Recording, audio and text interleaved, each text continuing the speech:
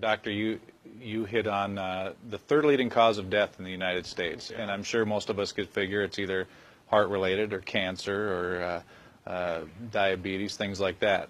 Can you clue us into what that is and why?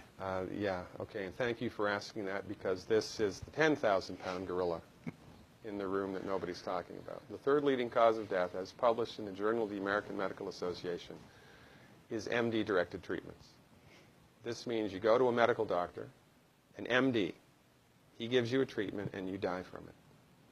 According to the United States Department of Health and Human Services, 15,000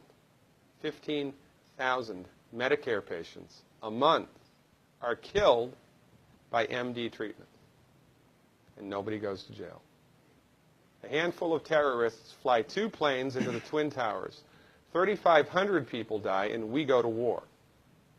But 15,000 people a month are killed by medical doctor treatments, and we don't bat an eyelash. This is because we have been, I don't want to say brainwashed, that's not the correct term, but we have been, for the last 100 years, kind of led into this false belief. You know, I think it was Marcus Welby that started it, that the medical doctor is king and knows everything about everything.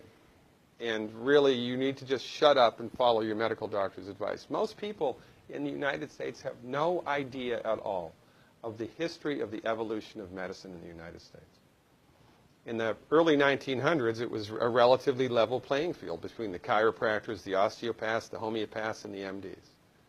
In 1915, 1920, there was something called the Flexner Report. The Carnegie Corporation funded this man named Abraham Flexner. He went all around the country, and he went on stagecoach and train and horseback. This was before the interstate highway system, right? Took Flexner 5 years to do this. He went all around the country and did an inventory of all of the medical schools that prescribed drugs. He brought the list back to the Carnegies, who owned drug companies, and then the Carnegies and the Rockefellers gave millions of dollars of free money to the medical schools and hospitals in the United States that were prescribing drugs. That was the beginning of the end. After the Flexner Report, there was no more level playing field in the United States. And the MDs started a juggernaut that's taken off. Most people in the United States think that the predominant medicine here, MD-directed pharmaceutical medicine, we think that those guys are top dog because their therapeutics are better than the homeopaths or the naturopaths or the chiropractors. It's not. They're in the driver's seat because of political and financial coalitions that were built at the turn of the century that most people have no idea of at all. And it's a gigantic problem. And I mean, it's crazy, right? It's the third leading cause of death. And yet, when the government makes noise about messing with people's insurance, everybody freaks out. And that's a whole other thing to talk about, isn't it? Because what is medical insurance? When you buy medical insurance, what are you doing? You're betting that you're going to get so sick you will not be able to afford it.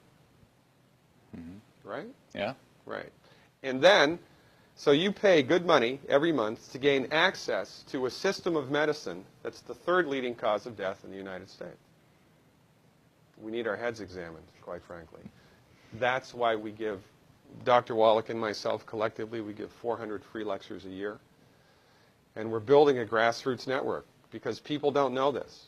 I mean, people, I come to my lectures and they look at me and say, couch potatoes live longer? Medical doctors, the third leading cause of death? You know, what's going on here? We're like the people, you know, in Galileo's time saying, hey, everybody, you know, it's the sun that's at the center of the solar system, not the Earth.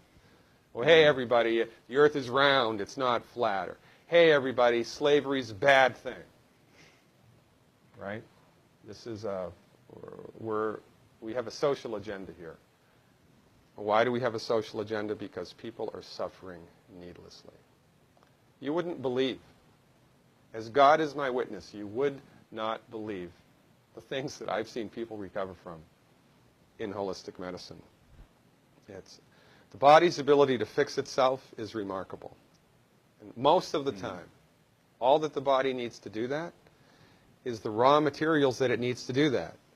And we need to stop eating food that's hurting the body.